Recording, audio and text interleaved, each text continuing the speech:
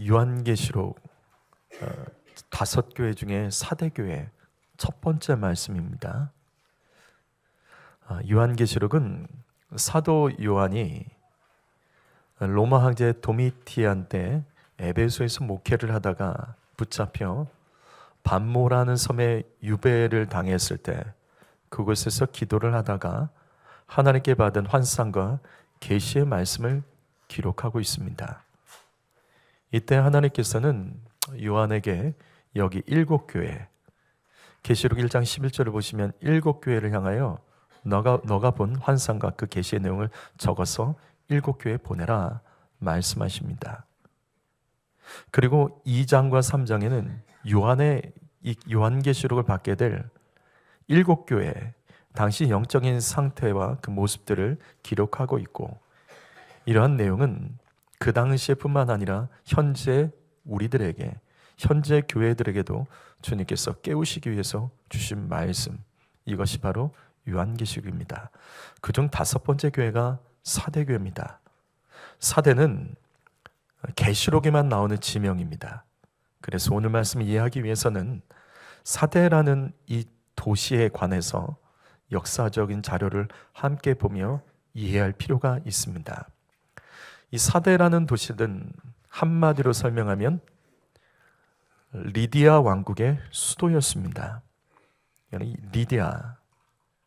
이 리디아 왕국은 이스라엘이 바벨론에게 멸망당하고 페르시아, 그다음 메대가 서로 연합하여 바벨론과 싸웠던 시기인 BC 약 6세기경, BC 6세기경에 바벨론, 페르시아에 뒤지지 않는 강력한 제국으로 오늘의 트르키예 지역의 송아시아 땅을 차지하고 있는 강한 나라입니다. 우리가 알기로는 바벨론, 이런 페르시아 같은 나라가 강력해서 이런 나라 쉽게 먹을 수 있다고 생각하는데 이게 간단하지가 않습니다. 이 리디아 왕국은 바벨론도 점령하지 못할 정도로 강한 힘이 있었던 나라예요. 하지만 페르시아의 고레스 왕에 의해서 바벨론과 함께 멸망을 당합니다. 그래서 고레스는 먼저 리디아부터 치고 바벨론을 잡습니다. 왜냐하면 바벨론 집중하다가 리디아로부터도 공격을 당할 수 있었기 때문에, 리디아가 그만큼 강한 나라이기 때문에 그 나라를 먼저 치고 바벨론까지 무너뜨립니다. 이 리디아는 매우 강력했는데 그 이유는 수도였던 사대, 이 리디아의 수도가 사대입니다. 삼면이 모두 절벽과 산으로 둘러싸여 있었고 그 앞에는 강이 흐르고 있는 천연의 요새였습니다. 이 강의 이름을 팍톨로스라고 부릅니다. 현재는 게디즈 강입니다. 이 튀르키예 게디즈 강입니다. 특이하게도 이 강에는 별명이 있습니다. 이 별명이 황금의 강. 왜냐하면 이 강에는 많은 양의 사금과 은이 나왔기 때문에 이 사대는 다른 말로 황금의 도시라고도 불리는 풍성한 땅입니다. 이 팍톨로스 강에서 얼마나 많은 양의 금이 나왔는지 이 강은 그리스 신화에도 나옵니다. 혹시 금 이야기인데 아는 거 있으세요? 그렇죠. 정확하게는 미다스입니다. 마이다스 왕. 이 마이다스 왕은 신화를 보면 술의 신 디오니소스를 만족시킨 대가로 디오니소스가 소원을 빌려갑니다. 이때 미다스 왕이 손대는 것마다 황금이 되게 하는 능력을 달라고 했고 그 소원이 이루어집니다. 그래서 이 미다스 왕 때문에 온 나라가 부유해집니다. 하지만 이 미다스 왕은 곧 바로 불행해집니다. 왜냐하면 먹고 싶은 것이 있어도 손으로 잡으면 다 금으로 변했기 때문에 어느 것도 만질 수 없었습니다. 결국 그 신화에 있는 내용대로 자신의 사랑하는 딸까지도 손에 닿아서 황금으로 변하자 이 미다스 왕이 괴로워하면서 자신의 능력이 사라지게 해달라며 신께 기도를 합니다. 그때 신에게 응답을 받아요. 강에 가서 손을 씻어라. 이 미다스 왕이 손을 씻은 강이 바로 사대의 팍돌로스 강입니다. 그래서 팍돌로스 강에 금이 많아지게 되었다고 합니다. 이게 무슨 말이냐면 그만큼 당시 이 팍돌로스 강에는 금이 너무나도 많았어요. 그래서 그리스 신화의 한 이야기를 만들 정도로 금이 풍성한 강입니다. 실제로 팍돌로스 강에는 많은 양의 사금이 나왔기 때문에 이 사대에는 이 금을 재련하는 장소가 고고학적으로도 약 300개 정도가 발굴될 정도로 많은 양의 금을 거기서는 재련을 하며, 그래서 사대는 세계 최초로 금화 그리고 은화를 만들어서 각 나라에게 주문받아 수출을 했던 황금의 도시였습니다. 그래서 이 나라는 돈이 많았습니다. 사대는 그 많은 돈으로 도시를 튼튼하게 요새화했고, 그리고 필요한 만큼의 용병을 사서 군사력을 굉장히 강화했습니다. 그렇기 때문에 다른 나라들이 쉽게 이 나라를 함부로 쳐들어올 수 없었고 점령할 수 없었습니다. 하지만 여러분, 늘 반복합니다. 풍요로울 때 조심해야 됩니다. 뭔가 형통할 때, 뭔가 잘 풀릴 때, 높아질 때, 잘 나갈 때, 그때 교만하지 말고 잘 되는 것을 두려워할 줄 알아야 돼요. 사대가 바로 이 지점을 놓칩니다. 사대 사람들은 많은 돈을 가지고 향락과 살치에 물들었고, 그리고 무엇보다도 은과 금을 재련하는 기술 덕분에 우상을 만드는 기술도 탁월했습니다. 그 중에서 사대에 키벨레라는 이 땅의 여신과 함께 아르테미 신전, 이 신전은 굉장히 유명합니다. 이러한 풍요론과 화려한 우상숭배 영향으로 교회도 물질적으로 세속적으로 변질되어 무너졌던 교회가 사대교회, 바로 이 사대교회입니다. 여러분, 이 내용을 바탕으로 요한계시록의 7교회 중에 5번째 교회인 사대교회에 대한 말씀을 함께 나누도록 하겠습니다. 계시록 2장과 3장에는 7교회의 내용이 나옵니다. 그 내용은 5가지 순서로 되어 있습니다. 첫 번째는 교회를 향하여 말씀하신 예수님의 모습, 그리고 그 교회에 대한 예수님의 칭찬. 세 번째가 책망, 그리고 교회를 살리기 위해서 예수님께서 하신 명령, 그리고 그 마지막은 예수님의 명령을 지켰을 때 그 이긴 자, 그 명령을 지켜서 이긴 자는 이긴 자에게 주시는 약속의 말씀 순서로 5가지로 되어 있습니다. 그렇다면 오늘은 가장 첫 번째로 사대교회를 향하여 말씀하신 예수님의 모습에 대해서 함께 말씀을 나누도록 하겠습니다. 우리 1절 말씀 읽어보시죠. 1절 말씀에 있습니다. 1절 시작.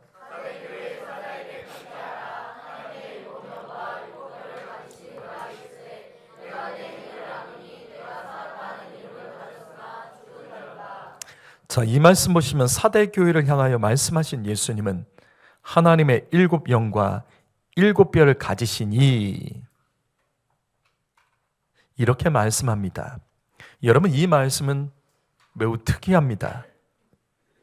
왜냐하면 7교회를 향하여 말씀하시는 예수님의 모습 중에 성령을 강조했던 교회는 여기 사대교회가 유일합니다.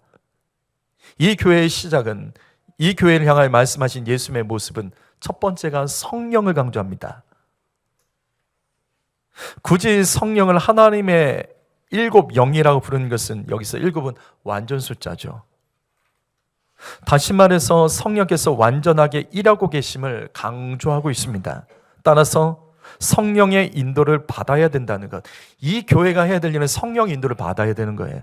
그걸 강조하고 있습니다. 그러면 여기 7뼈는 뭐죠? 7뼈는 뭐죠? 7뼈는 뭐죠? 우리 이거 이미 앞에서 다 배웠습니다. 7뼈이 뭐죠? 그렇죠. 7교회 목회자, 계시록 1장 20절에 예수님께서 이거는 다 해석을 해주셨어요. 그거는 7교회 사자, 목회자다. 그래서 이 말씀이 특이합니다. 왜냐하면 같은 모습의 예수님을 에베소 교회에서도 소개합니다. 에베소 교회는 이렇게 소개하죠. 에베소 교회 사도에게 편지하라. 오른손에 있는 7뼈를 붙잡고 7 금촛대 사이에 거니신 이가 이르시되. 에베소 교회를 향해 말씀하신 예수님의 모습은 일곱 별, 즉 일곱 교회의 사자, 목회자를 붙들고 계신 예수님을 소개하고 일곱 교회에 대해서 이야기를 합니다. 여기까지 같아요. 그런데 다시 3장 1절을 보시게 되면 사대교회는 일곱 별과 함께 하나님의 일곱 영, 즉 성령을 먼저 강조합니다. 그렇다면 사대교회를 향하여 말씀하신 예수님은 무엇을 강조하고 계신 것인가? 목회자와 성령입니다. 사대교회의 사자, 즉 목회자는 앞에 말씀드렸던 것처럼 완전하신 성령님의 인도를 받아서 성도를 깨우고 교회를 살려야 될 사명이 있다는 것을 여기서 가르치고 있는 거예요. 너가 중요하다. 목회자 너가 중요하다. 이거 가르치고 있어요. 성도 여러분, 우리는 교회를 잘 이해해야 됩니다. 간혹 교회의 주인이 성도라고 말하는 사람이 있는데 교회의 주인은 목회자도 아니고 성도도 아닙니다. 교회의 머리는 예수님이십니다. 하지만 하나님께서는 사람 통해 일하십니다. 그래서 주님은 교회의 사자, 즉 목회자를 통해서 합법적으로 교회를 세워가시고 그를 통하여 일하여 가십니다. 그것이 요한계시록 1장 20절입니다. 읽어보시죠. 읽어봅니다. 시작.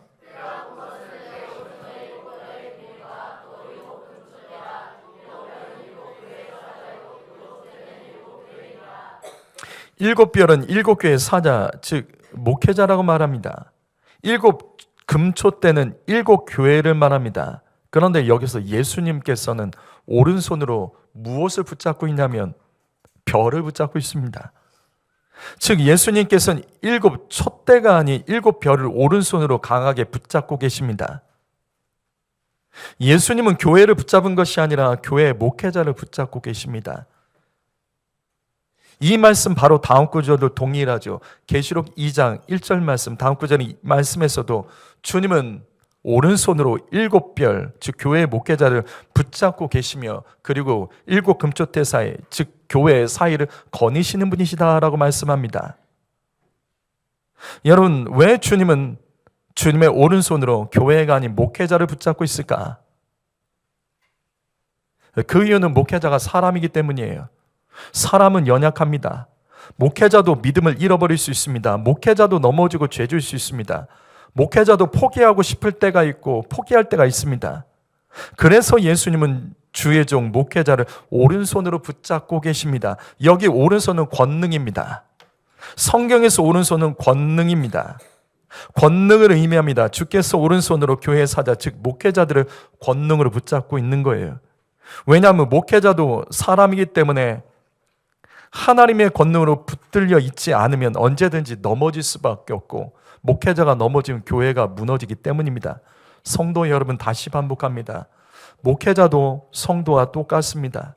죄 짓고요, 연약하고요, 거짓말 잘합니다.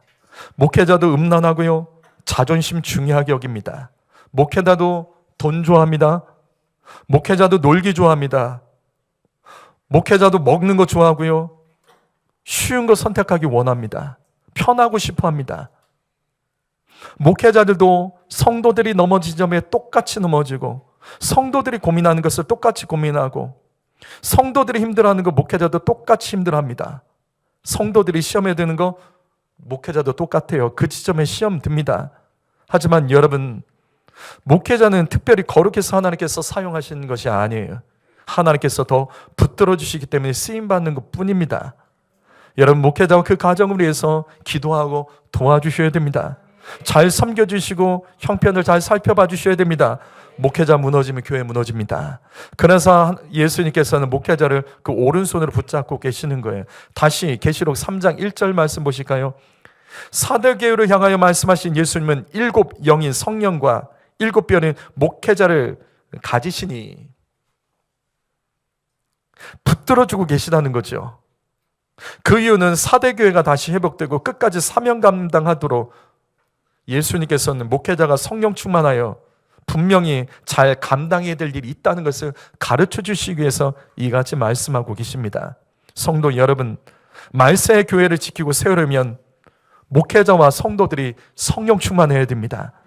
지금 이 말씀처럼 죽은 교회가 아니라 살아있는 교회가 되도록 그 교회를 세우신 하나님의 뜻과 사명을 감당하려면 목회자와 성도들이 함께 성령 충만해야 됩니다.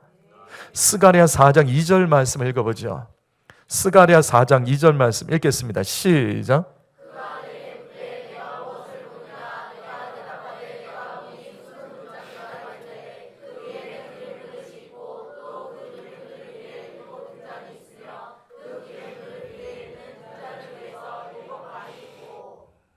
혹시 이 말씀 왜 읽었는지 아세요? 이 말씀을 왜 읽었는지 아십니까?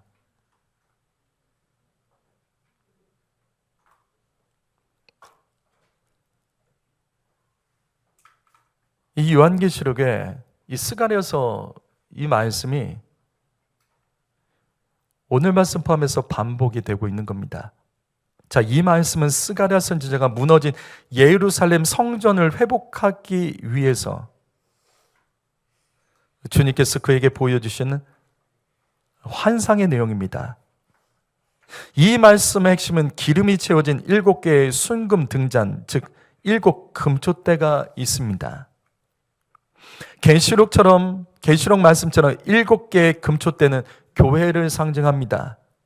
그리고 여기서 기름은 성령을 의미합니다. 바로 이 말씀이 요한계시록의 7개의 환상에서 연결되는 말씀입니다. 7교회의 말씀은 말세에 무너진 교회들을 회복시켜 주시기 위한 말씀입니다. 말세의 교회가 무너지지 않도록 그 교회들을 향하여 성령께서 간청하신 말씀이에요. 그래서 여기 스가랴 4장 이 말씀에도 이 말씀의 핵심이 되는 구절이 이후에 바로 나옵니다. 우리가 잘 아는 말씀이에요. 그 말씀이 스가랴 4장 6절입니다. 4장 6절 말씀 읽어보시죠. 시작.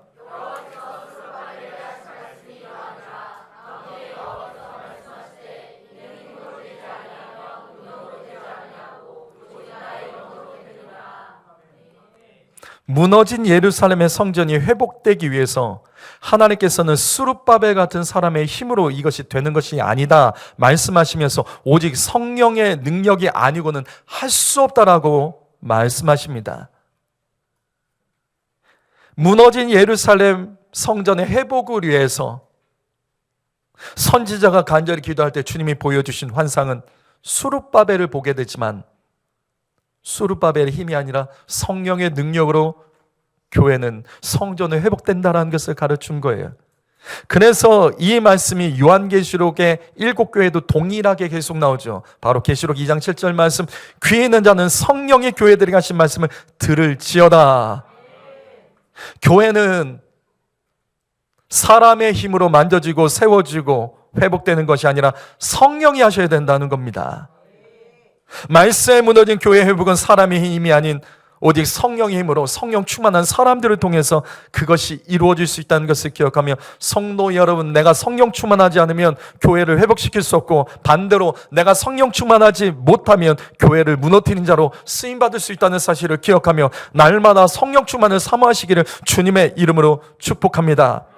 특별히 계시록 3장 1절에서는 살았지만 실상은 죽어있는 사대교회를 향하여 사대교회의 목회자가 성령의 힘으로 교회를 살려야 될 것을 이 말씀은 분명히 강조하고 있는 거예요. 그렇다면 과연 사대교회는 여기 이 말씀에 왜 살았다는 이름은 가졌지만 죽은 교회였을까? 이 교회는 왜 살았다는 이름은 있는데 죽은 교회였을까?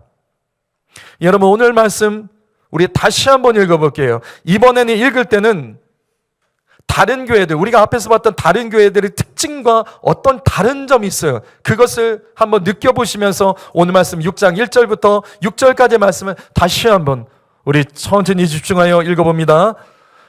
저랑 여러분이 교독합니다. 1절부터 6절까지입니다. 사대교회 사자에게 편지하라. 하나님의 7영과 7뼈를 가지신 이가 이르시되 내가 내 행위를 아노니 내가 살았다는 이름을 가졌으나 죽은 자로다.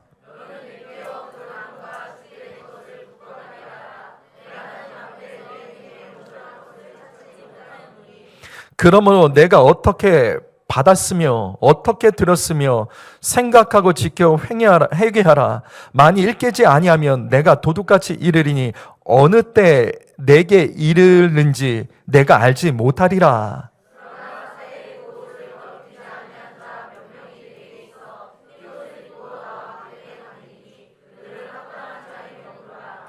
이기는 자는 이와 같이 흰옷을 입을 것이요 내가 그 이름을 생명책에서 결코 지우지 아니하고 그 이름을 내 아버지 앞과 그 천사들 앞에서 시인하리라.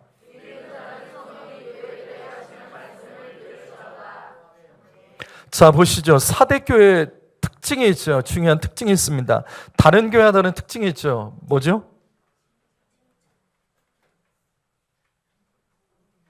뭐죠? 이 말씀을 보면 이게 무슨 말인지 모르겠어요. 구체적인 예시가 없어요. 무슨 예시가 없냐면 다른 교회는 니골라당, 발람, 이세벨 뭐 이와 같은 사단의 회당, 우상숭배, 음란 같은 죄들이 나와요. 근데 여기는 도무지 모르겠어요. 이런 문제에 대한 내용이 자세하게 이게 나와 있지가 않아요. 무슨 말인지 모르겠어요. 다시 말해서 사대교회가 왜 죽은 교회인지 이것에 대한 설명이 없습니다.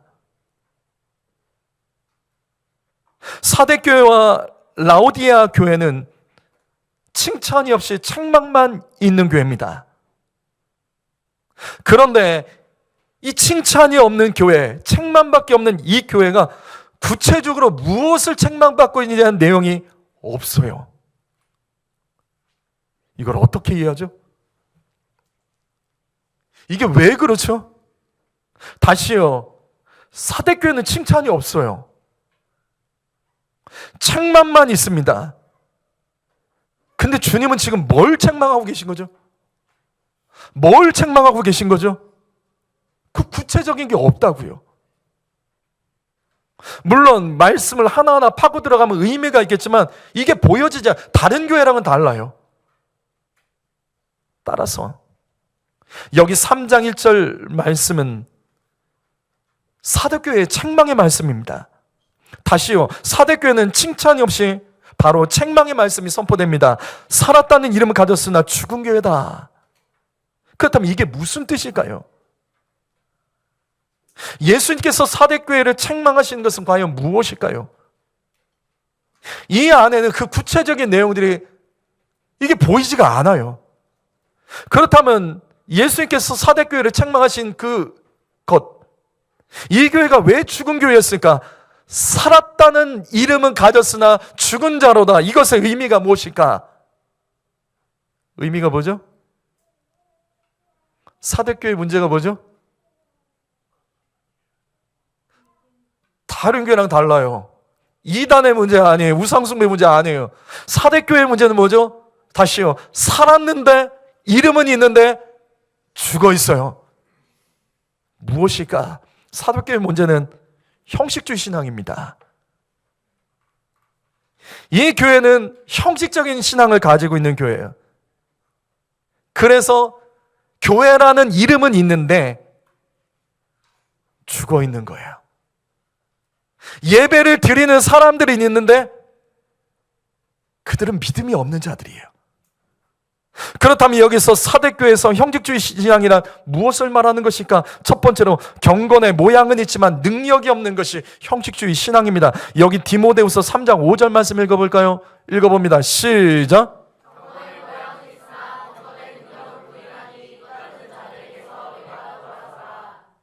이 말씀이 딱 사대교회입니다. 사대교회 문제는 경건의 모양은 있지만 능력은 없었습니다. 왜냐하면 그 경건은 힘 있는 경건이 아니에요. 진실한 경건이 아니기 때문이에요. 교회는 존재했지만 교회로서의 사명을 감당하지 못하고 있었던 거예요. 성도 여러분, 우리 이 말씀을 무겁게 받아들여야 됩니다. 우리 중에 사대교회 같은 자가 있습니까? 여러분, 우리 중에 사대교회 같은 자가 있습니까? 이 시간 예배는 드리지만 하나님께서 받으실 만한 예배를 못 드리는 성도들이 있지 않습니까? 내 몸은 이 예배당 안에 있지만 마음은 아직도 딴 생각과 세상 밖에 여러 가지 일들로 분주하고 있지는 않습니까? 말씀은 우리가 늘 듣지만 마음밭에 심기지 못하는 그 마음밭 가지고 있는 분들, 그러면서도 나는 예배 시간에 말씀 듣기 때문에, 예수 믿기 때문에 구원받는다, 이 생각 가지고 살아가신 분 계십니까? 여러분의 직분은 무엇이죠? 여러분의 기관장들, 이 기관의 임원들이 있으십니까? 집사, 권사, 안수입사, 이름은 있지만 그것에 많은 사명 감당을 하고 계시는 거 맞습니까? 사대교회 문제가 바로 이겁니다. 교회라는 이름은 있지만, 형식적인 건물은 있지만, 형식적인 모임과 예배는 있지만, 그 안에 직분자들은 있지만, 그것에 합당한 경건의 능력이 없어요. 그것에 합당한 경건의 삶이 없다고요. 그냥 형식적으로 예수 믿고 예배하는 교회. 아니, 그런 교회들 많잖아요. 우리 주변에 이미 그런 교회들 많잖아요. 우리 주변에 그런 성도들 사실 많잖아요. 근데 나는 아니냐고요. 나는 사대교회 같은 자 아닙니까? 그렇다면 두 번째로 갈까요? 형식적인 신앙이 무엇일까? 열매가 없는 나무를 말합니다. 여기 마태복음 3장 8절과 10절 말씀 읽어봅니다. 읽습니다. 시작.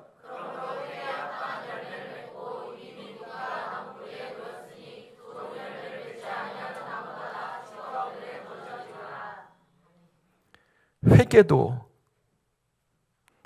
열매가 있다는 겁니다. 주님 잘못했습니다로 끝나는 것이 아니라, 내가 정말 회개했으면 진정한 회개는 열매가 있다는 거예요. 다시 말해서 형식적인 회개가 존재한다는 거죠. 회개에도 용서받지 못하는 사람들이 있다는 거죠. 회개를 했으면 변화의 열매가 있는 것이 진짜 회개한 거다.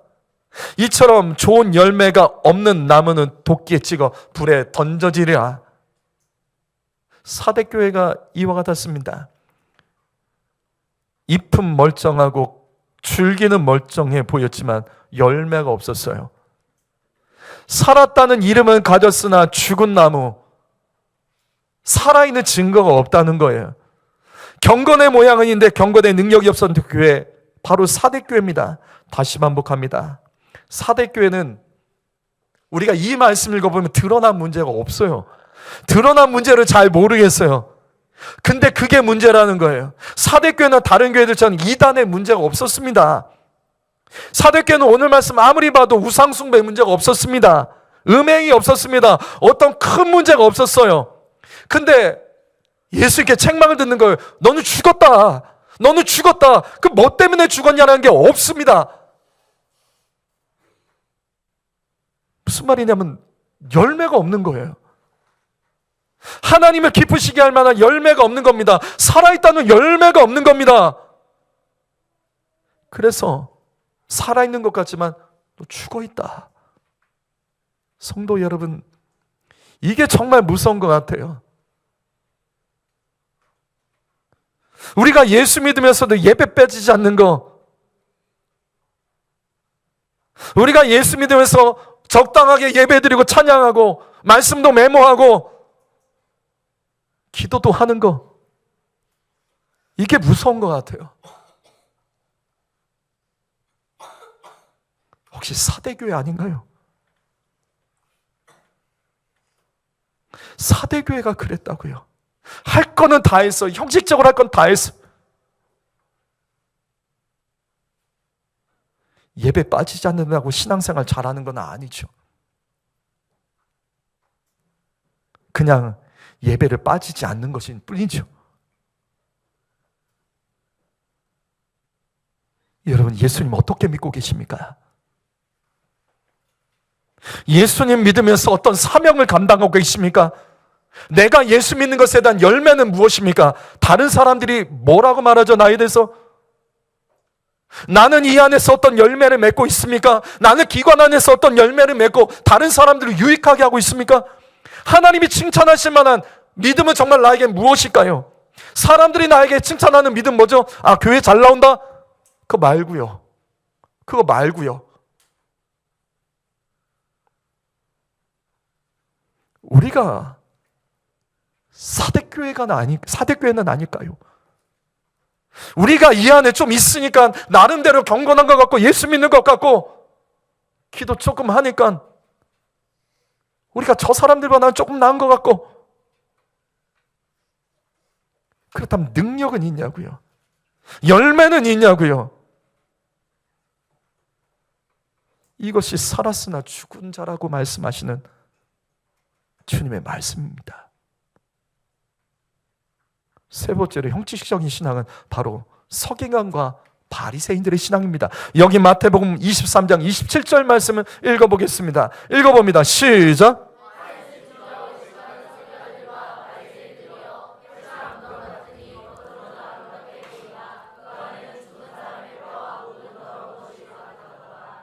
지금 이 말씀이 사대교회의 모습입니다. 살아있는 것 같지만 실상은 죽은 자들, 화려한 무덤 같은 자들, 사대교회가 이와 같았습니다. 여러분, 서기관과 바리새인들 무시하시면 안 됩니다. 서기관과 바리새인들 절대 무시하시면 안 됩니다. 이들은 매우 영적인 사람들이에요. 경건하고요, 거룩하려고 몸부림치고 말씀대로 살려고 애쓰는 사람들입니다. 이들이 성경을 얼마나 많이 암송하고 읽었는지 성경 말씀을 달달달 외우고 다니는 사람들이에요. 이 사람들은 성경 통독, 성경 필사, 삶이 그 삶입니다. 아직도 여러분 중에 11조 어려운 성도가 계십니까?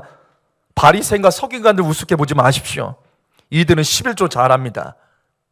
이들은 일주일에 2번을 꼭 금식을 합니다. 금식기도 하십니까? 일주일에 2번 금식기도를 반드시 한다고요. 바리새인과 서기관들이 예수님을 십자가에 죽이려고 할 때 많은 유대인들이 바리새인과 서기관들을 지지해 주죠. 예수를 십자가에 못 박아라.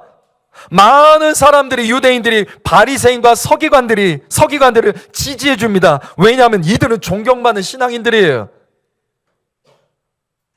이들의 삶을 보면 존경받았다고요. 그런데 예수님은 아니라고 말씀하십니다. 그들은 회칠한 무덤이다. 뭐냐면 죽은 자라는 거예요. 밖은 하얀색으로 깨끗하게 칠해서 그렇게 깨끗해 보이지만 무덤이라는 거예요. 칠해봤자 무덤이다. 깨끗해봤자 무덤이다. 하얘봤자 무덤이다. 그게 이 말씀이에요. 그들은 사람들에게는 인정받았지만 하나님께는 인정받지 못했습니다. 사랑하는 성도 여러분, 여러분은 사람에게 인정받는 신앙을 가지고 계십니까? 하나님께 정말 인정받는 신앙 맞습니까? 그들의 형식적인 신앙생활은 정죄하는 능력은 있었지만 사람을 살리고 용서하는 것은 없었어요. 그들만 하면 다 죽어요. 그들 앞에선 다 죽어요. 이 사람들을 살린 능력이 없어요. 죽이는 능력밖에 없습니다. 그래서 그들은 죽이는 자들이고 그들은 생명이었고 살아있다 하지만 그들은 죽은 자예요. 성도 여러분, 저와 여러분은 신앙생활을 어떻게 하고 있습니까? 나를 만나는 사람들은 살아나고 있습니까? 내 가족은 나 때문에 살아나고 있습니까? 나와 함께하는 사람들은 나 때문에 힘이 나고 죽을 것 같아도 용기가 나고 어려워도 힘을 내고 나는 다른 사람들을 살리는 일을 하고 있습니까? 여러분은 교회에서 기관을 살리는 일을 하고 계십니까? 불평하고 따지고 계산하고 이거는 다 해요. 예수 안 믿는 사람은 다 잘해요. 그 똑같이 하고 계시지 않으세요? 어려우면, 문제가 있으면 그 살리려고 내가 들어가서라도, 내가 희생해서라도 하고 계십니까? 사대교회가 그랬습니다. 분명은 존재는 했는데 예수는 믿는다고 하는데 살리는 일이 없어요. 생명의 일이 없어요. 그래서 살았으나 죽은 자였습니다. 사대교회는 오늘 말씀 보십시오. 아무 구체적으로 죽이는 일에 대한 계획 말씀이 없어요. 사대교회에 있는 사람들은 그 신앙이 죽은 믿음이다, 뭐 죽이는 일, 어떤 일을 한다, 이단에 빠져있다, 이런 것들이 하나도 안 나요. 그런데 이들이 죽었다는 결정적인 이유는 이들에게는 살아있는 열매가 없기 때문에 그런 거예요. 바로 이겁니다. 내가 악한 죄를 짓지 않아도 내가 내 안에 살아있는 생명의 능력이 나타나지 않는다면 나는 죽은 것과 똑같은 거예요. 그게 오늘 말씀입니다. 성도 여러분, 오늘날 많은 교회와 성도들이 4대 교회처럼 예수 믿습니다. 형식적으로 뭔가 한다고요. 근데 돌아보면 생명의 능력이 없고 열매가 없는 거예요.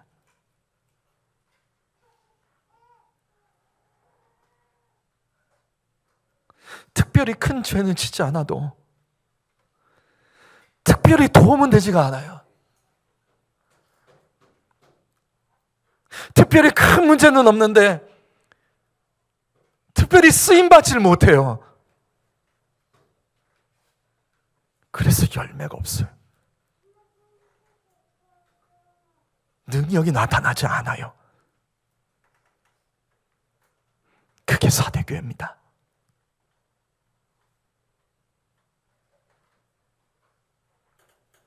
누군가 저와 여러분을 보면서 저렇게 예수 믿어야겠다. 저 사람 보면 힘이 난다. 저 사람 보면 좀 소망이 생긴다. 어려운 일 있으면 그래, 저 사람 나를 도와줄 거야. 그럼 믿음이 가고 소망 있는 모습으로 예수 믿고 계십니까? 예배당에 나와서도 우울해 있고 인상 쓰고 있고 어디 세상에서 온갖 고생을 다 한 사람인 것처럼 다 와가지고 힘 빠지게 우리 그렇게 예배 드리고 있진 않나요? 예배당에는 나왔잖아요. 하나님께서 기뻐하시겠네. 그게 아니잖아요. 오늘 말씀이 그게 아니라는 것을 가르쳐 주잖아요. 살았다는 이름은 있지만 죽어 있다. 살아있다는 증거가 없다는 거예요. 성도 여러분, 오늘 우리는 이 말씀을 무겁게 들어야 됩니다. 이 말씀을 준비하면서 도대체 4대 교회가 뭐가 문제인지 이 말씀이 해석이 안 되는 거예요. 살았는데 죽었다? 뭐가 죽었는지를 모르겠어요. 뭐가 죽었는지 모르겠어요. 다른 교회처럼 뭐가 문제다 이게 딱딱 나오는데 여기는 그게 없어. 근데 알고 봤더니 열매도 없어. 이게 죽은 거구나. 이게 살아있다고 말은 하지만 이게 죽은 거구나. 성도 여러분, 겉만 멀쩡한 예수 믿는 사람 되지 말고 조금 부족해도 성령의 능력이 나타나는 도구가 되고 충성된 일꾼이 되고 조금 투박해도 쓰임받으며 열매를 맺어가는 그런 인생으로 쓰임받으시기를 예수님의 이름으로 축복합니다. 기도하겠습니다.